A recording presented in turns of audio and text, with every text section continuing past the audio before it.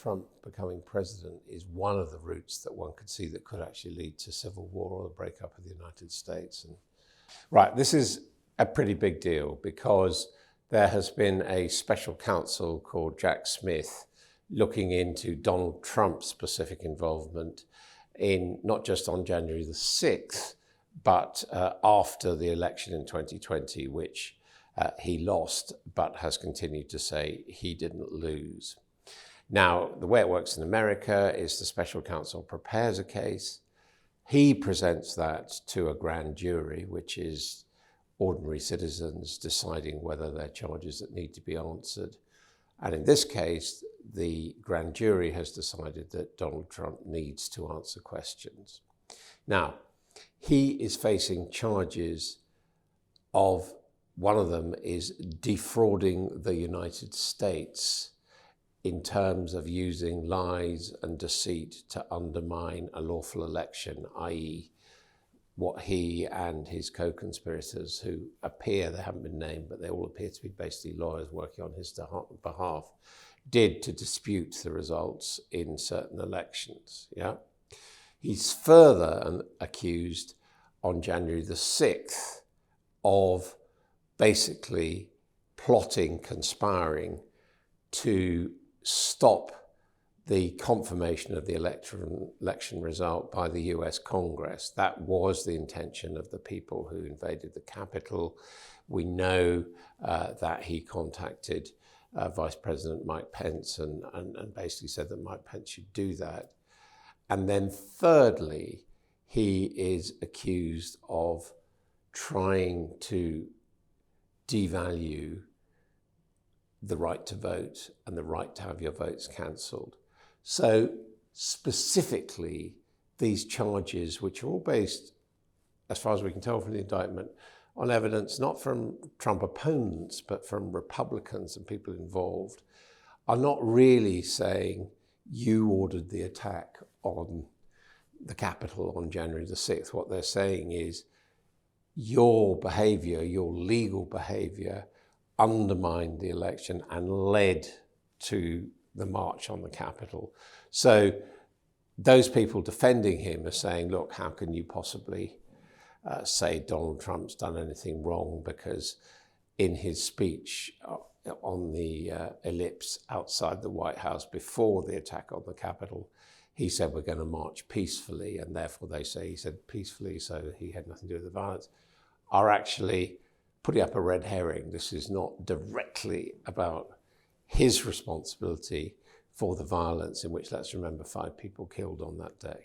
Well, Donald Trump has, I think, reacted and said on social media and elsewhere that this is a conspiracy like in Nazi Germany and that there's no basis for it. Well, that is pretty much of a piece with the rhetoric which he's used against every charge which is made against him. And clearly, what he's trying to do is to fire up his supporters. And the reality is that amongst the Republican Party, he continues to be the front runner to get the nomination. It's already been made clear that even were he to be convicted and jailed, he could still technically be president. And of course, if he was president, he could probably pardon himself from most of the charges he's facing, because it's important to remember he is facing other charges related to payoff of Stormy Daniels, with whom he's alleged to have had an affair, the clear federal charges about misuse of presidential documents, which he removed and took to his base in Mar-a-Lago against the law after he lost the election. And he's also facing serious charges in Georgia, where he appears to have rung up Republican election officials and asked them to find a margin of votes which would give him victory. And we don't know whether he's going to be indicted on that. We think that's going to happen. So there are a lot of charges against him. His way of saying that is, this is all a political witch hunt. I have done nothing wrong. Support me. And the truth is, whether we like it or not, at the moment, it is proving to be successful. And one other key factor we have to remember is that he is using campaign funds to pay for his lawyers.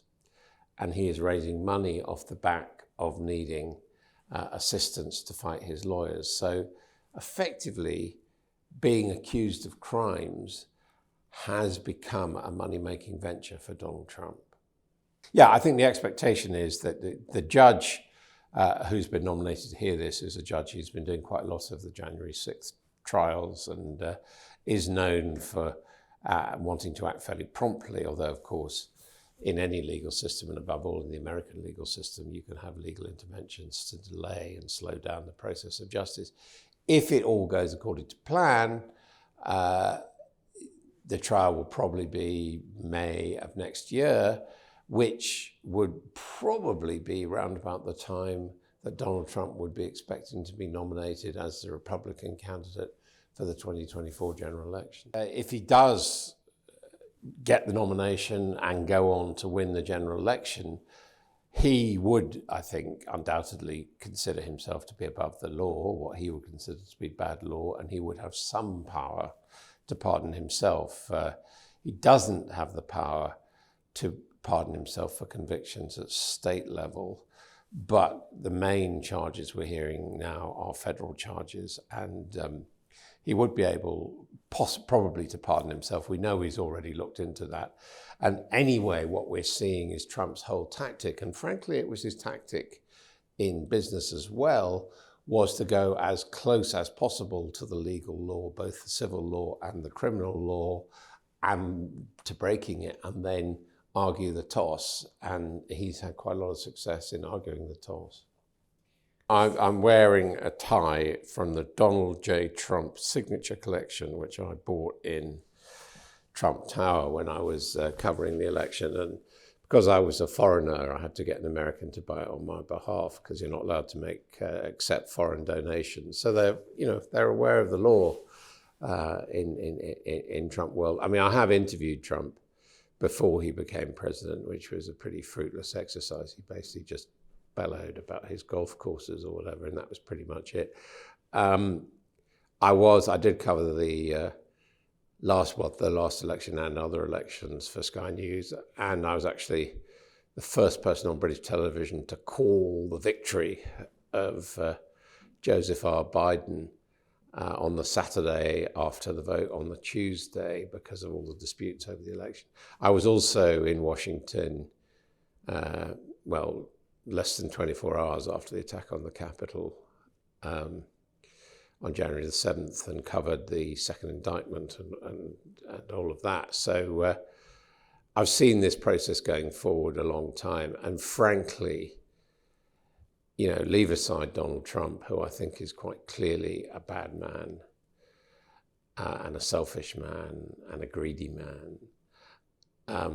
What concerns me about this is that this is polarizing the United States, and the moment when this process could have been stopped was in the US Senate after January the 6th, when President Trump had been impeached by the House of Representatives. Had he been found guilty by the Senate, he would have been disqualified from running from federal office. It was quite clear that senior Republican politicians were weighing the possibility. I mean, initially, one forgets it, people like the House Speaker McCarthy and Mitch McConnell, the leader of the Republicans in the Senate, both were heavily critical of Trump after January the 6th. But eventually, McConnell and the Republicans decided that they wouldn't impeach Trump. And as a result of that, and the main reason why they didn't impeach him appears to be because they felt that his popularity within the Republican Party was such that they would be punished in their own fundraising and pursuit of re-election if they went against him. I think that was a moment of grave moral cowardice, and that's why America is in the position it's now in. We really shouldn't underestimate this.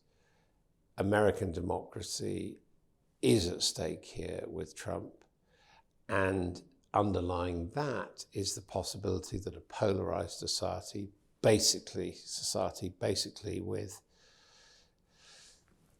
the white elderly, the aging white population on one side, and other communities on the other, that America could be divided. I mean, it is Trump, and Trump becoming president is one of the routes that one could see that could actually lead to civil war or the breakup of the United States. And I think would be a tragedy, but I also think it'd be very unnecessary.